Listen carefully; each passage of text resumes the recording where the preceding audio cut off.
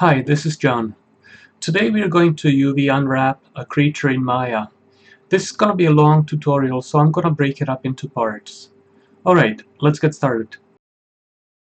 So the creature I decided to do this tutorial on is a bat monster which I modeled, and the reason I chose this particular creature is because it has a lot of irregular geometry. It's an organic creature. It has a lot of curvature, so it's more difficult to unwrap than some mechanical objects which have a lot of flat faces. The creature is composed of multiple meshes such as the eyes, the teeth, the main body, and the inside of the mouth. You can see here as I expand the group in the outliner the different meshes that compose the creature. We also have a mesh of a man and a ground plane, but these are only for visual reference, so we are not going to unwrap those. They are on separate layers, so I'm just going to turn off their visibility. So let's open up the UV editor and let's take a look at what we have. It looks like the main body doesn't have any UVs yet, and neither do the gums or the teeth. The eyes are spheres and they have a default UV map, but we will want to change this. So here I will select both eyes and select all of their UVs and simply delete them. Next I'm going to select all of the geometry and auto unwrap to make sure that a default UV set is created. This is not how we will want to keep it, but it makes sure that every face and vertex has a UV mapped to it. Now I will turn off all the other layers so we can focus on UV unwrapping the body. With the body mesh selected, you will be able to see the texture borders indicated in the bold white lines. As you can see right now, the seams don't look very good. We want to set up our own seams, so I'm going to select all of the edges and weld the seams together. Now it's going to create a big mess in the UV editor, and you may think, why did we bother to automatically unwrap it if we are just going to undo the seams anyway? But what we have right now is essentially all of the UVs in the UV space.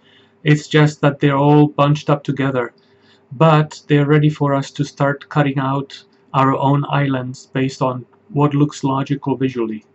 So let's start doing that.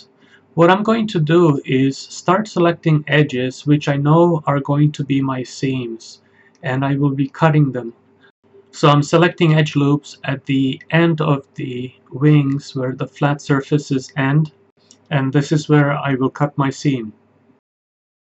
Another place where I will want to place a seam is at the edge of the ear. And I will also want to start thinking about where would be a good place to separate different body parts, such as the head, and generally think about which way to divide this model up into separate sections so that it can be easily unwrapped into flat pieces.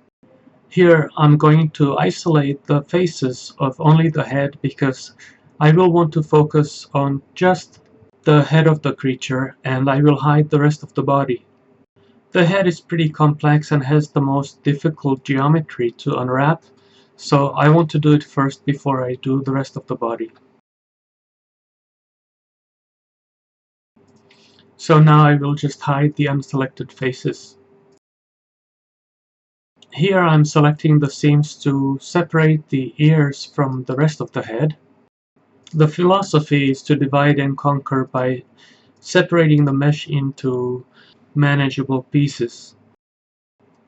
Use isolate selection to focus on only the faces that you're working on. Just like here, I have hidden the rest of the body, and I can easily rotate around the head without the body getting in the way. Here I made a decision to place a seam around the forehead above the eyebrows because the top of the head is a pretty flat area. The seam here is pretty visible, it's right on the eyebrow, but it's okay.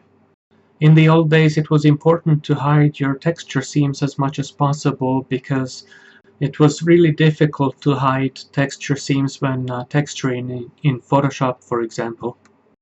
But now I texture in Substance Painter, and it's very easy to paint right across UV islands, and you will never see the seams.